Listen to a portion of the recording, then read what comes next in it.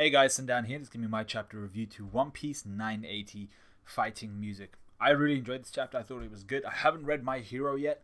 Hopefully I'm going to be releasing that sometime tomorrow. Should be tomorrow. And my setup. So let me just quickly run through this. My setup at the moment is horrific because all my stuff is in London. And I'm currently in Birmingham where I've been locked down for the last 2-3 months. So my setup is really not so great. But this weekend, this Friday, I'm gonna go and grab all my stuff from London, bring it back to Birmingham, so I'll be using my actual camera. I'll be using my stand, all my good shit. I'll be using, and I'll just show you very quickly. Check this out. This is my setup right now. So that's my laptop. That's my mic.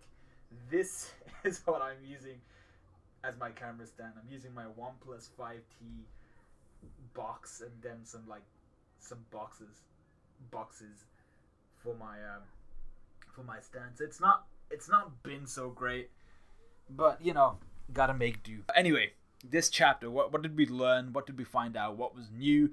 What did I enjoy? Luffy straight up murdered a dude in this chapter with his Buso Shoku no Haki elephant gun, his color of armaments elephant gun. For real, that guy's brain has just been pancaked. The guy that Luffy punched, I'd be surprised if he didn't just swallow his cerebellum or some shit. His brain literally got smushed into his esophagus. I was like, yo, god damn, Luffy has no chill. But we kind of knew this already. But Zoro is already is easily pulled into the idiocy of his captain. I love this. Zoro chastises Luffy for making a pig's ear of the plan. Is that the term, pig's ear? I think it is.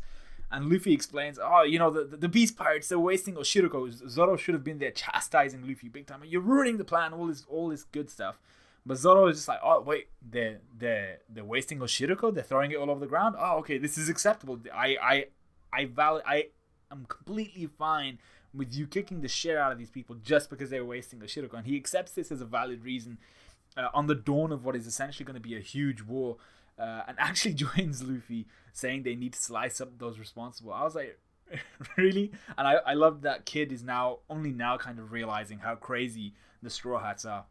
He probably thinks Zoro and Luffy are the biggest idiot duo on the planet right now. And he's also just like, why are you guys so invested in Oshiroko? What is up with Oshiroko?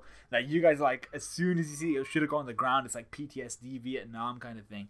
So I love that Kid is so confused but also annoyed at the same time. The next thing, I thought it was quite cool how Luffy followed Kid in order to stop Kid from ruining their plan, while Zoro followed Luffy to stop Luffy from ruining their plan. Meanwhile, both Zoro and Luffy cause a ruckus and start to actually ruin the plan, while Kid is still following the plan, even though Law's actual plan is actually going entirely to plan. How many times did I say plan there? I have no idea, but Law's plan, the contingency was, we know that Luffy, Zoro, Kid, we know that these guys are going to do some stupid shit. So let's account for that. We're going to account for them going right through the middle, breaking down the front doors and everything like that, barging in, and we're going to account for that. They're going to take away all the attention. They're going to hold all of that attention. They're going to distract the Beast Pirates while we go around, while Kinemon, while Law, while the rest of the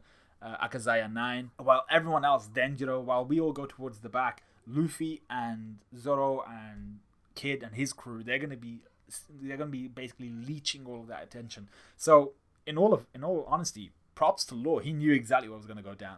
The next important thing here, the conversation between Apoo and Queen.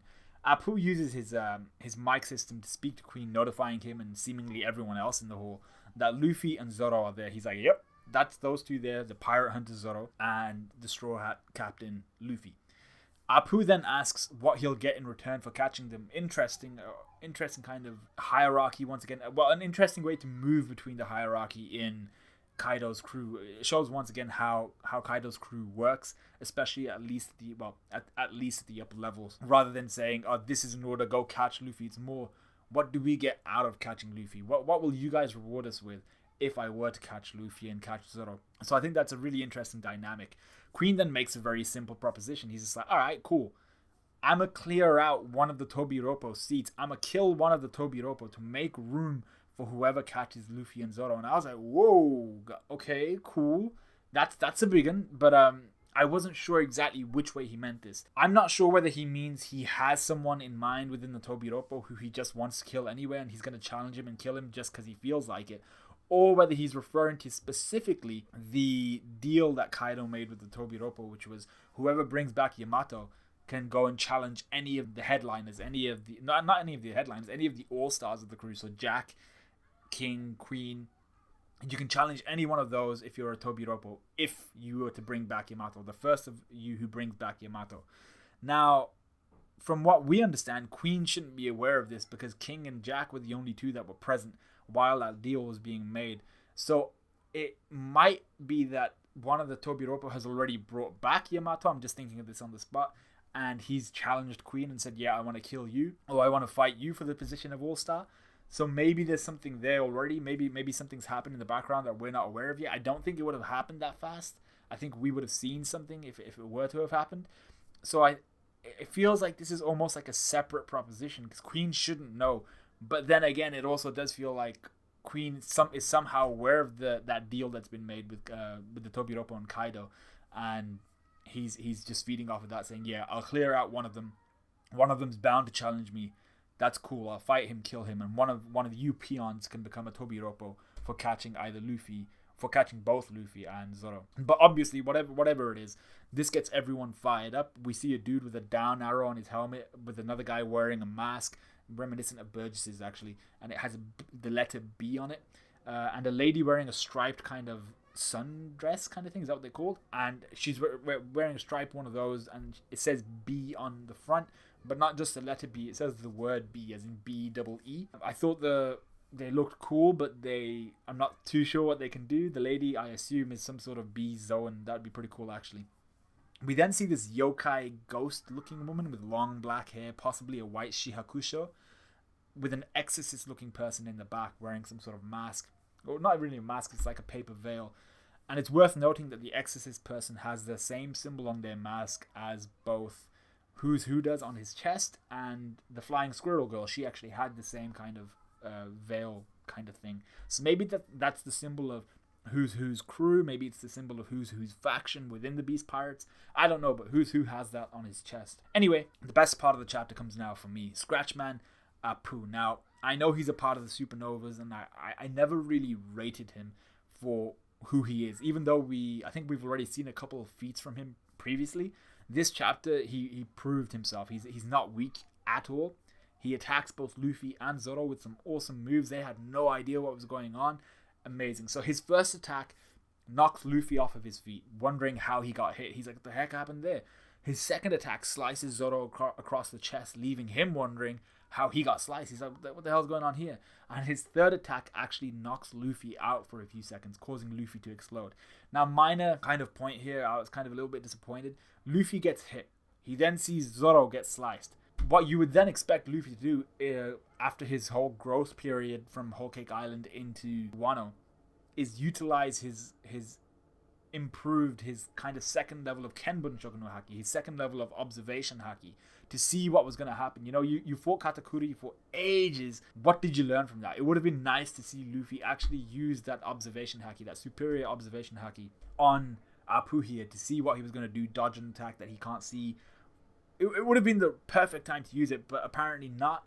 Luffy doesn't do anything like that, so I was a little bit disappointed there. I'm not too sure exactly why we didn't get that and why Luffy didn't use it, but I think it was more to show, you know, Apoo is a bad mother chudder, and maybe he's going to be an issue moving forward. He is a supernova, don't discount him, and I think Oda was really trying to sell here. Maybe he's aware of people's opinions on Apoo. I thought Apoo was just going to be some waste man, but apparently not, and we've already seen previously when everyone is being scattered on Sabaody Archipelago, he's not a jobber at all, so he's just proving it once again. Now, those are all some solid feats by Apoo, but how does this work? What's his Devil Fruit do? We see circles reverberating around Apoo as he launches his attack, so I think it might be one of two things. If you can hear his music, he can attack you instantly in whatever way he commands without there being a lag time. So it's just an instant attack. It's not shoot. For instance, let's say he's in this instance. Let's use the example of a gun. Let's say he can shoot something. So rather than there being an aim, shoot, bullet travel time, and then the actual impact and penetration and everything. I don't think that's how his fruit works. I don't think there's any of that travel time. I think it's just shoot and impact at the basically almost at the same time. He gives the command and then there's the impact instantly on whatever he's looking at, on whatever he's enacting his devil fruit on. That's the only way I could see him attacking both Luffy and Zoro without them having any idea what the hell is going on. They're just like, what the hell just happened? That's what I think. Or it's the same thing as I just said, but if you're within the range of the reverberations he causes instead of the sound. Whereas now I realize that's pretty much exactly the same thing. If it's reverberations, it's sound. Sound is just reverberation of the air. It's vibration of the air. So I think it is some sort of, if you can hear him, because Luffy and Zoro proceed to move quite a distance away from him, and he's just like, oh, you're still within range. And I was like, how could they still be within range unless it has to do something with either sound, which can travel relatively far, especially in this environment, or sight. It's got to be one of the two. Either way, Apoo seems to really want that Tobiropo spot, seems to have the power to back it up. The only issue is he's not a Zoan fruit user, or at least not to our knowledge. He makes a good case for himself, attacking both Luffy and Zoro at the same time. So I really want to see more of Apoo. I think he's done a good job so far. Zoro then shows his intelligence by grabbing Luffy, who's actually temporarily unconscious at this point, and he runs away, putting some distance between them and Apoo. I loved how he then goes on to identify kind of the most important things. He's like, okay, we need to limit the damage that we're taking right now against these random members of the Beast Pirates. We have to save ourselves for the fight against Kaido. That was a really good point. He also identifies that there are a bunch of heavy hitters around them, as you would expect from a Yonko's crew, but he's like, that's kind of a shitty situation from us. Not only do they outnumber us, but they're also really powerful. This is not a good situation to be in. So for me, it was almost as if he was identifying that this probably wasn't the best thing to do, but not that he really regrets it, because he made a decision. He's like, all right, we're going to slice people up because they're wasting all the Oshiroko. They don't know the struggles of the people in Wano. But I think he's being more realistic about how they have to behave moving forward. So he's not the type of guy to regret what's already happened, but more thinking about how he's going to move forward from this point, i.e., let's take off our disguises so that I can move better. That's what he was actually saying on that page, by the way. He doesn't say, I'm finding it difficult to move, suggesting his wound is making it more difficult for him to move. He was talking about the disguises hampering him. But that's actually another point. I'm not sure how injured Luffy and Zoro actually are. Zoro's cut doesn't seem to be bothering him too much, even though he was sweating a little bit as he was running with Luffy. And Luffy was temporarily knocked out. Let's call it as it is. But he seems to have gotten up and he seems to be okay. And I'm assuming both of their defense has kind of gone up, but I'm not sure exactly how tanky they are. We then see Luffy shut a wolf smile use his mouth by biting down on his mouth on the outsides. And I don't think we've ever seen something like this before. It's basically the same as, I've forgotten his name, that lion smile user that Luffy bodied when he was trying to save Otama. It's the same kind of thing. The wolf is coming out of this guy's stomach, I think it is, and Luffy just bites down on his mouth because he was trying to bite Zoro or something like that. I thought that was hilarious. The next thing we learned, or that I learned, was obviously Apoo's attacks weren't his strongest. That's obvious. In fact, he threatens Luffy and Zoro with a bass drop. He's like, how would you like to taste my bass drop? Or subwoofer. It's one of the two. The official translation was subwoofer. Basically some sort of bassier attack, suggesting this would be some deadly shit. Now, he looked menacing as hell when he said that, so I believe he's got a lot more to show, a lot more in the tank, obviously. But, it's just a little bit unnerving seeing Apoo being like, hey, you just got a little taste of what I'm capable of, let me show you more, and almost as if he's going to move to kill them. So maybe Apoo is actually beyond retribution here. Maybe he deserves to die. And speaking of that, the final thing we actually see is Kid just as crazy as Zoro and Luffy, but for different reasons. So Luffy and Zoro care more about the treatment of the people of Wano and Otama in particular, but Kid sees Apoo and he can't contain his anger as he kind of remembers. He's like, oh shit, he betrayed us. And I was just like, well, yeah, I mean, like, go kick his ass, boy. That's all I wanted. But he can't contain his anger. He's like, that's that treacherous biatch. He's probably thinking back on everything that happened to Killer, his crew, himself. He lands a dirty hit on Apoo. We don't actually know whether Apoo's actually been damaged as of yet. Maybe he uses Devil Fruit to shield himself in some way, shape, or form. But he lands what looks to be maybe a dirty hit on Apoo with a giant metal arm with an attack called Punk Gibson. Now, someone mentioned on Reddit, will his attacks be named after the guitar brands, because Gibson is a guitar brand. So he's going to be like just throwing Ibanez's, Fenders, Schecters, ESPs, although I have no idea what his attacks are going to be named after, but it looks like it might be something like that. But that's basically the chapter as a whole. Let me know what you guys thought of this review. Let me know what you guys thought of the chapter itself. Like, comment, subscribe, all that good stuff, and I'll see you guys hopefully tomorrow with my Hero Academia review. I'll see you guys in a bit.